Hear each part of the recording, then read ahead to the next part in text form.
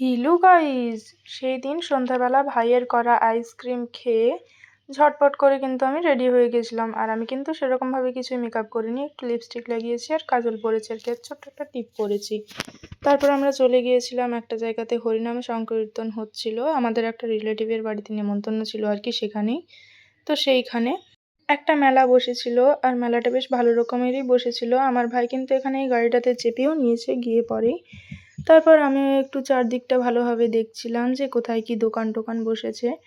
তারপর কিন্তু ওরা দু ভাইয়ে চলে গিয়েছিল এইটাতে, আর এইখানে ওরা এত মজা করছিল, তোমরা তো সেটা দেখতেই পাচ্ছ। তারপর আমরা একটা ট্রেনে চেপেছিলাম, আর সেখানেও আমার এই ছোট্ট ভাইটা একটুও ভয় পায়নি কিন্তু।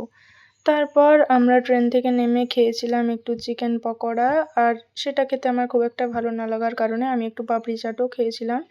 তারপর একটু মেলাটা ঘুরে ওই রিলেটিভের বাড়িতে গিয়ে আমরা রাতের খাবারটা খেয়ে পরে টোটোতে করে আইসক্রিম খেতে খেতে বাড়ি ফিরে গিয়েছিলাম।